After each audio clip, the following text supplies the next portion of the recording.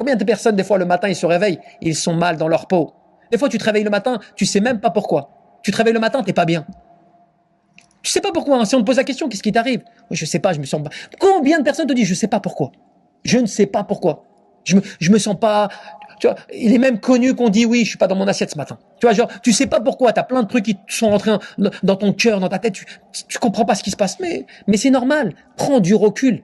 Prends du recul. Quand t'as pas cette citadelle, tu as tout qui vient t'aborder. Les wasawis, les ambiguïtés, les shubuhat, les doutes, en plus les attaques comme cela, tu sais pas. Parce qu'on a tous un shaitan qui circule en nous. Tous. Même le prophète, il en avait un. Sauf qu'il l'a converti, il l'a transmis, tu vois, il l'a fait se soumettre à l'islam.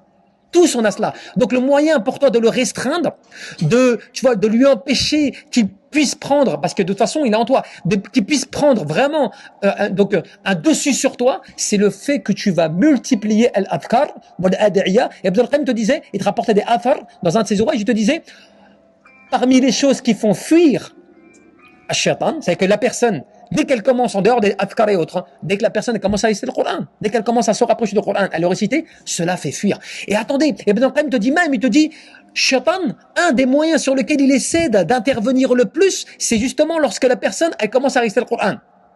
Tu sais pourquoi? Parce qu'il veut la perturber afin qu'elle ne médite pas le Coran. En fait, son objectif, c'est que tu ne médites pas le Coran, que tu le lises, mais que tu ne le médites pas. Subhanallah. Une chose très importante, c'est qu'aussi tu multiplies la recherche de protection auprès d'Allah et contre tout le mal des créatures qu'il a créées. Que tu répètes et qui font partie, encore une fois, des adhkar que normalement tu dois réciter chaque soir.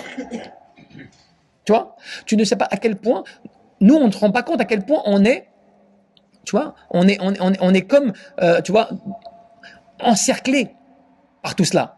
Différentes créatures. Et donc tu me poseras la question, mais pourquoi, dans ce cas-là, si Allah il a créé tout ce mal alors? Ce mal qui peuvent atteindre l'être humain, qui peuvent causer du tort à l'adorateur d'Allah subhanahu wa ta'ala, qui peuvent le déranger dans sa pratique religieuse, et tout cela. Pourquoi alors? Pourquoi tout cela? Parce que c'est une épreuve. Parce qu'Allah il veut te mettre face à l'épreuve, voir comment toi, bil qalb, avec ton cœur, tu es solide, comment toi tu reviens à Allah. Je dirais même que certaines personnes, des fois, elles ont été dans la négligence, et lorsqu'elles ont été touchées ou qu'elles ont subi des épreuves dans ce domaine-là, elles sont revenues plus fortes. Voire même elles se sont réveillées de leur insouciance.